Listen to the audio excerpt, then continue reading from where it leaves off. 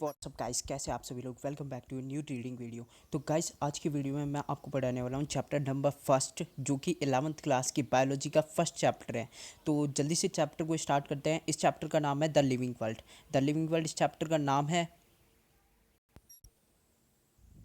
तो सबसे पहले हमें इन नोट्स के अंदर बता रखा है कुछ पॉइंट्स जो हमको याद रखने हैं, कुछ पॉइंट्स जो कि बहुत ज़्यादा इंपॉर्टेंट होते हैं, वो हमें याद रखने हैं। तो उन पॉइंट्स के बारे में बता रखा है, तो जल्दी से पढ़ते हैं इन पॉइंट्स को। तो सबसे पहले दे रखा है organism, micro plant and animals. Organism, micro plant and animals who process life is living. कोई भी चीज़ जिसके पास में लाइफ होती है वो क्या होती है, लिविंग होती है। और life is a complex organization. Complex organization होती है लाइफ। और लाइफ क्या होती है, कॉम्प्लेक्स ऑर्गेनाइजेशन होती है एक्सप्रेसिंग इटसेल्फ, जो अपने आप को एक्सप्रेस करती है through the chemical reaction and exhibit characteristics of the living organism. और लिविंग ऑर्गेनिज्म की कैरेक्टरिस्टिक्स को एक्सप्रेस करती है और अपने आप को केमिकल रिएक्शन से एग्जिबिट करती है, जिनके अंदर मतलब अगर कोई भी लाइफ है तो उसके अंदर केमिकल रिएक्शन होगी और अपने आप को एग्जिबिट करेगी, या अपने आप को एग्जिबिट करेगी किसकी तरह, लिविंग ऑर्गेनिज्म होते हैं उनकी कैरेक्टरिस्टिक को एग्जिबिट करेगी।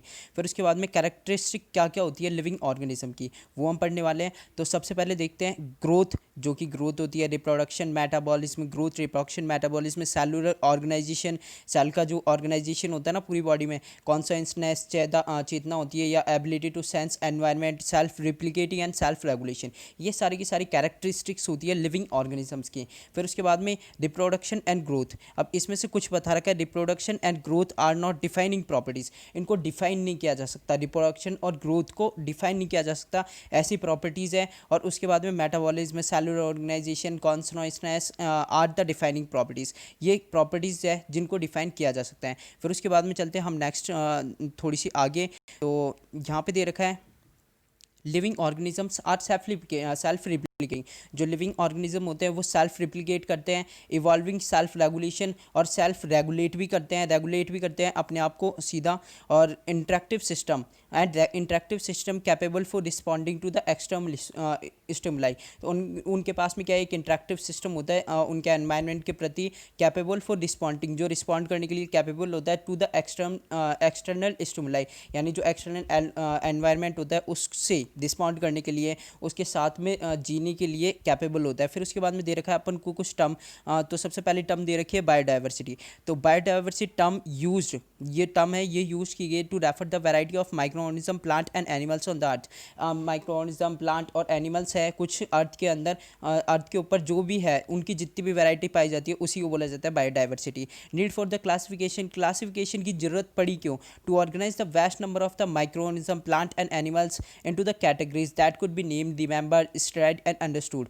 ये जो सारे के सारे micro organism, plant and animals थे, उनको कैटेगरी में डिवाइड करने के लिए, ताकि हम उनको आसानी से नाम दे सकें, रिमेंबर कर सकते और स्टडी कर सके और अंडरस्टूड समझ सके उनको आसानी से, इसके लिए क्लासिफिकेशन की ज़रूरत पड़ी। फिर उसके बाद में 3 डोमेन्स ऑफ लाइफ। लाइफ के 3 डोमेन्स दिए गए हैं, वो कौन कौन से हैं, proposed by the Carl Woese. Carl Woese के द्वारा ये प्रपोज किया था, ये साइंटिस्ट है उनका नाम है। तो इनके द्वारा क्या है, ये प्रपोज किया था 1990 के अंदर। 1990 के अंदर कार्ल वॉर्स के द्वारा प्रपोज किया था। Who also propose the 6 kingdom of classification, जिसने 6 किंगडम ऑफ क्लासिफिकेशन भी दिया था। R.H. विटकर ने, जैसे कि आपने फर्स्ट सेकंड चैप्टर में देखा होगा, पहले तो आया था कार्लोस लीनियस आए थे, तो उन्होंने 2 किंगडम ऑफ क्लासिफिकेशन दिया था। एरिस्टोटल थे, उन्होंने किंगडम प्लांटे और एनिमलिया, हर्ब्स और ब्लडेड और नॉन ब्लडेड में डिवाइड किया गया था। फिर उसके बाद में आए थे R.H. विटकर, वो 5 किंगडम ऑफ क्लासिफिकेशन देखे गए थे। लेकिन ये जो है कार्ल वॉर्स, तो इन्होंने दिया था 1990 के अंदर 6 kingdom of classification of the living organism. For the living organism के लिए the 3 domains of the archaea. ये जो 3 डोमेन्स थे ना, अब इसके डोमेन्स तो 3 थे, डोमेन्स तो 3 है, लेकिन किंगडम 6 है। इसके जो किंगडम देखेंगे वो 6 है।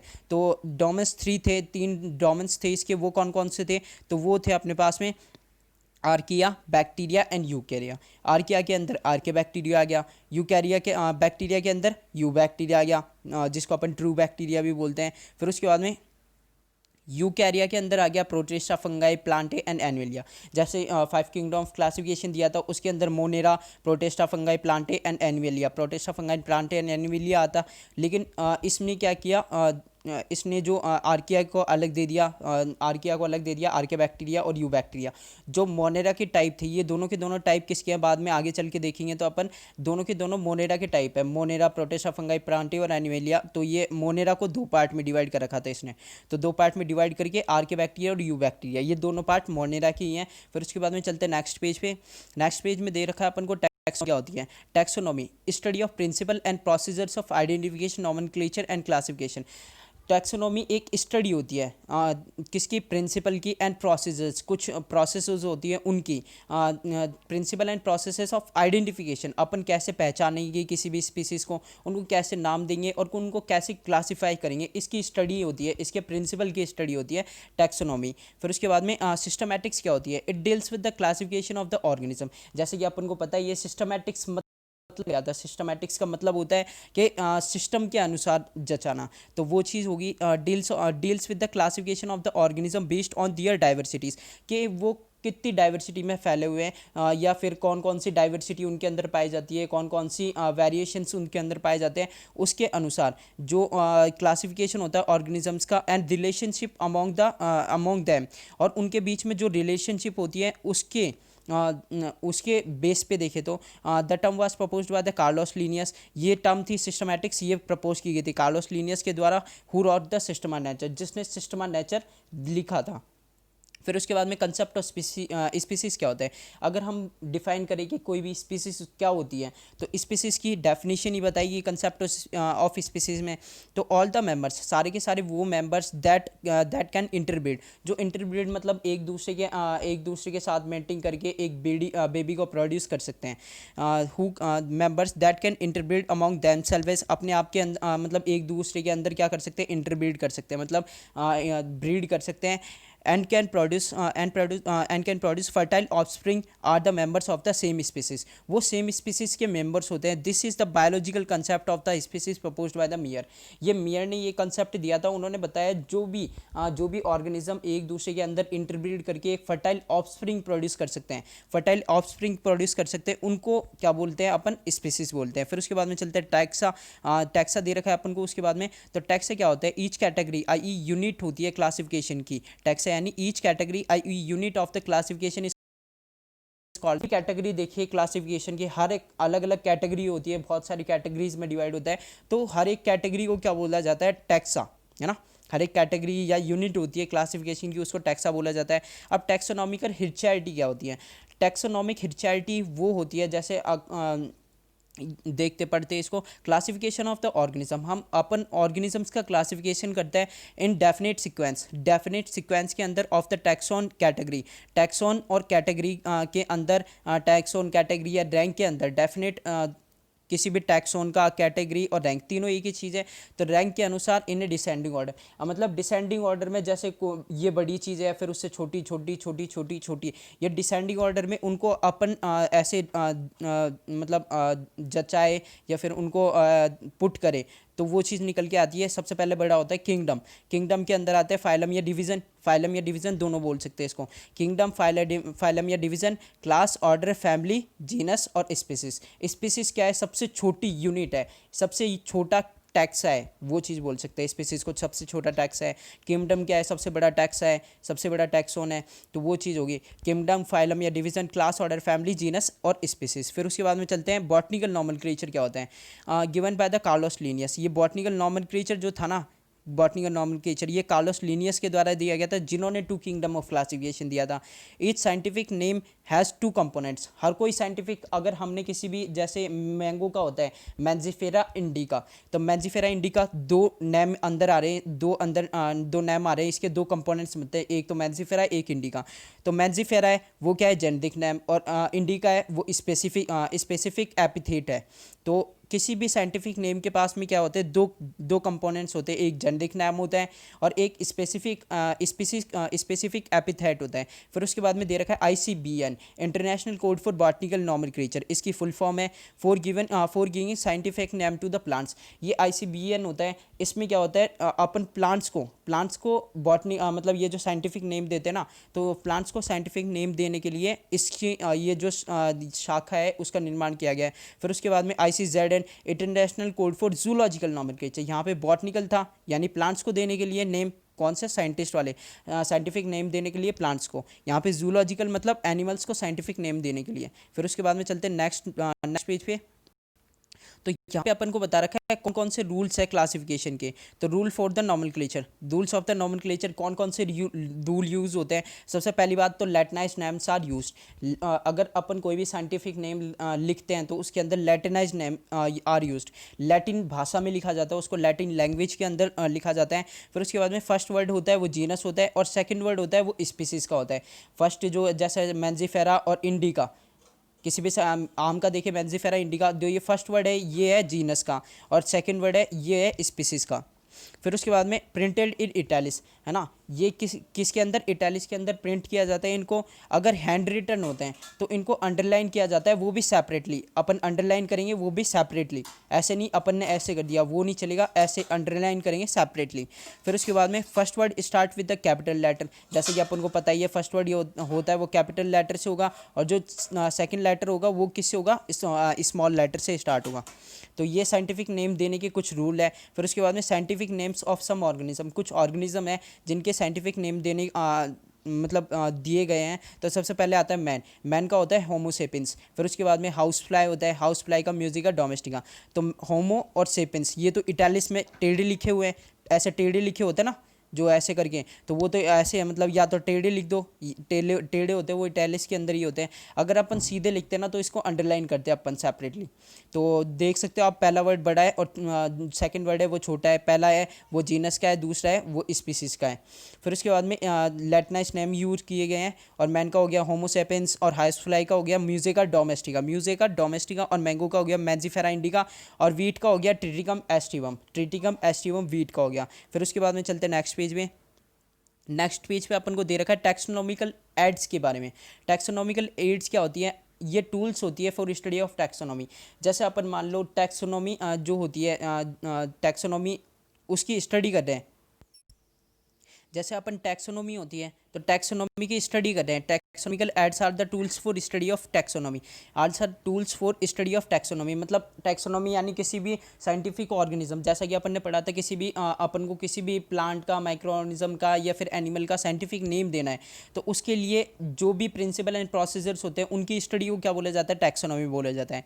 तो taxonomical aids are the tools, ये टूल्स होती है स्टडी करने के लिए टैक्सोनॉमी, जो मतलब प्रिंसिपल एंड प्रोसीजर्स की स्टडी करने के लिए, उन प्रिंसिपल एंड प्रोसीजर्स की स्टडी करने के लिए जो सहायता के लिए जो टूल्स होती है, जो एड्स होती है, वो क्या बोला जाता है, टैक्सोनॉमिकल एड्स। फिर उसके बाद में म्यूजियम्स होते हैं एजुकेशन इंस्टीट्यूट के अंदर, जैसे कि स्कूल एंड कॉलेजेस होगी, have collection of the skeletons, उनके पास बहुत कलेक्शन होता है स्केलेटन्स यानी कंकाल का, of the animals and stuff preserved specimens, animals का हो गया और स्टूफ्ड एंड प्रिजर्व्ड या तो उनको क्या बोलते हैं तेल में डुबो के रखते हैं या फिर प्रिजर्व यानी बचा कर रखा गया specimens of the organisms for study and reference, organisms के कुछ कंकाल रखे होते हैं वहाँ पे किसके लिए, स्टडी के लिए और रेफरेंस के लिए कि भाई ये चीज़ होती है, ये चीज़ होती है, इस रेफरेंस के लिए। फिर उसके बाद में zoological parks, place where wild animals are clipped, जैसे कि अपन को पता है ये जूलॉजिकल पार्क क्या होता है, तो जिसके अंदर वाइल्ड एनिमल्स को रखा जाता है प्रोटेक्टेड एनवायरनमेंट के अंदर under the human care. Example है जैसे कि नेशनल जूलॉजिकल पार्क दिल्ली के अंदर एक पार्क है जो है नेशनल जूलॉजिकल पार्क। तो मतलब आदमी इसकी केयर करता है, आदमी जो ये पार्क होता है इनकी केयर करता है, उन जो जानवर रहते हैं इसके अंदर उनकी केयर करता है। फिर उसके बाद में चलते हैं हर्बेरियम क्या होता है। Herbarium store house of the dried pressed and preserve plant specimens, जैसे कोई प्लांट है मान लो रियर स्पीशीज़ है, बहुत कम रियर स्पीसीज है या फिर वो ख़त्म ही हो गई स्पीसीज और अपन को थोड़ा सा प्लांट मिला जो कि अब डेड हो चुका है मान लो, तो store house of the dried सूखे हुए प्लांट का है ना, प्रेस्ड यानी दबे हुए प्लांट का, एंड कोई प्लांट है वो सूख गया या दब गया किसी पेड़ वेड़ों के नीचे और उसकी स्पीसीज बिल्कुल अब डिस्टिंक्ट हो गई, ख़त्म ही हो गई, pressed and preserved plant specimens, plant specimen जो प्लांट की स्पीसीज होती है उनको रखा जाता है किसके अंदर, शीट्स के ऊपर। कैप्ट सिमेट्रिकली, जिनको सिस्टमैटिकली रखा जाता है according to the widely accepted system of classification for the future use. जैसे कि बाद में अपन को मान लो रिसर्च करनी है कि इस तरह के प्लांट भी थे, कोई साइंटिस्ट होता है, कोई मतलब बहुत सारे लोग होते हैं जो स्टडी करते हैं कि इस प्रकार के प्लांट्स पहले भी थे या पहले कौन कौन से तरह के प्लांट्स थे, तो उनकी स्टडी के लिए इन सारे के सारे प्लांट्स को हर्बेरियम के अंदर रखा जाता है, जो शीट्स होती हैं उनके ऊपर चिपका के। फिर उसके बाद में बॉटनिकल गार्डन्स क्या होते हैं? Botanical gardens are the collection of the living plants for reference. कोई भी जो लिविंग प्लांट्स होते हैं, जैसे बॉटनिकल गार्डन होते हैं, उसमें क्या है, अलग अलग तरह के प्लांट्स उगाए जाते हैं, जिससे कि अपन को प्लांट की स्पीसीज, उनके जीनस क्या है, और इन सब के बारे में जानकारी हो सके। उसकी पत्तियों के बारे में एक ही जगह पे अलग अलग प्रकार के प्लांट्स होते हैं, तो उनकी स्पीसीज, लीफ के बारे में, फ्लावर के बारे में, हर तरह की चीज़ वहाँ पे प्राप्त हो सके, और अपन वहाँ पे जाके कोई मतलब जो साइंटिस्ट होते हैं वो स्टडी भी कर सके आराम से। तो वो बॉटनिकल गार्डन होते हैं। जैसे कि royal botanical garden new England के अंदर है, royal botanical garden new England के अंदर है, national botanical research institute Lucknow के अंदर है, और इंडियन बॉटनिकल गार्डन हुआर्च के अंदर है। फिर उसके बाद में कीज़ क्या होती हैं? Keys used for identification of the plant and animals on the basis of similarities and dissimilarities. Keys होती है, कुछ सिमिलरिटी मिल रही है तो इसके अंदर रख दो, नहीं मिल रही है तो इसके अंदर रख दो, तो वो चीज़ होती है कीज़। फिर उसके बाद में कॉपलेट क्या होते हैं? Couplet are the two alternate characteristic statement used in key to identify organisation. कॉपलेट क्या होता है? टू अल्टरनेट कैरेक्टरिस्टिक स्टेटमेंट होते हैं यूज्ड इन की, जो कि की में यूज़ किया जाता है, इस की के अंदर, टू आइडेंटिफाई ऑर्गेनाइजेशन को आइडेंटिफाई करने के लिए। जो अपन ने ऑर्गेनाइजेशन किया है, उनको ऑर्गेनाइज किया है, सारी की सारी चीज़ों को, उनको ऑर्गेनाइज करने के लिए दो अलग अलग अल्टरनेट कैरेक्टर होते हैं। तो उसके बाद में चलते हैं अल्टरनेट, यानी एक के बाद एक कैरेक्टर होते हैं, कैरेक्टरिस्टिक स्टेटमेंट होते हैं जो कि यूज़ होते हैं कीज़ के अंदर टू आइडेंटिफाई द ऑर्गेनाइजेशन। तो ईच स्टेटमेंट इज ऑफ ए की इज कॉल्ड ए लीड। जैसे कि अपन हर एक की का जो मतलब अपन ने पूछे कॉपलेट है, इसके दो अल्टरनेट कैरेक्टरिस्टिक स्टेटमेंट होते हैं, तो हर एक स्टेटमेंट को क्या बोला जाता है? लीड बोला जाता है। फिर उसके बाद में फ्लोरा क्या होता है? Flora index to plant species found in a particular area. Index, flora is the index of plant, index of the key, एक बार रुको, flora is the index of plant species found in a particular area. अपन अगर flora की बात कर रहे हैं तो वहाँ पे बात करेंगे किसी पर्टिकुलर एरिया में पाई जाने वाली प्लांट स्पीसीज की। फिर उसके बाद में मैनुअल्स क्या होते हैं? Provide information for identification of the name of species in an area. Manuals होते हैं कि अपन को कोई भी एरिया में स्पीसीज को आइडेंटिफाई करना है, तो उसके लिए अपन को क्या करते हैं? इन्फॉर्मेशन प्रोवाइड कराते हैं, ये होते हैं मैनुअल्स। फिर उसके बाद में मोनोग्राफ्स क्या होते हैं? Contain information on any one taxon, जो अपने किसी टैक्सॉन के ऊपर क्या करते हैं? इन्फॉर्मेशन को कंटेन करते हैं। फिर उसके बाद में इसमें कुछ बेसिक क्वेश्चन आंसर दिए हुए हैं, जैसे कि डिफाइन स्पीसीज होती है। तो जैसे कि मैंने बताया था, स्पीसीज वो होती है कुछ ऑर्गेनिज्म का एक ग्रुप होता है जो अपने अंदर इंटरब्रीड कर सकते हैं और एक फर्टाइल ऑफस्प्रिंग को प्रोड्यूस कर सकते हैं। तो ये इसी चीज़ के अंदर लिखना है। What is systematics? सिस्टमैटिक्स क्या होता है? ऑर्गेनाइज करना सारे के सारे जो प्लांट इन। और उसके बाद में give the name of the two famous botanical gardens. दो फेमस बॉटनिकल गार्डन के नाम लिखते हैं, जैसे कि जूलॉजिकल पार्क, ये जो हो गया लखनऊ का हो गया था बॉटनिकल रिसर्च इंस्टीट्यूट। फिर उसके बाद में एक वो था इंडियन बॉटनिकल गार्डन, एक बार रुको, एक तो ये देखो रॉयल बॉटनिकल गार्डन हो गया, royal botanical garden new England के अंदर, और national botanical research institute Lucknow के अंदर हो गया। इंडियन बॉटनिकल गार्डन हो गया हुआर्च के अंदर। तो ये सारे के सारे थे दो फेमस इंडियन गार्डन के बाद नाम बता ही दिया अपन ने। फिर उसके बाद में कुछ 2 मार्क्स की क्वेश्चन दे रखे हैं जो कि आप बाद में कर लेना। तो ओके गाइस, अगर आपको वीडियो पसंद आए तो वीडियो को ज़रूर से लाइक कर देना, और जो भी चैनल पे नहीं हो वो प्लीज़ चैनल को सब्सक्राइब कर देना, ताकि मुझे भी कुछ हेल्प हो, वीडियो बनाने के लिए थोड़ा मोटिवेशन मिले। और अगर किसी बच्चे को कोई चैप्टर चाहिए, जैसे ये वाले चैप्टर पहले बना दो, तो उस चैप्टर की वीडियो मैं जल्दी से बना दूंगा। तो कमेंट करके बताना कौन से वाले चैप्टर की जल्दी से चाहिए, बाकी मैं सिक्वेंसली चलता जा रहा हूँ। तो okay guys, thank you and good bye.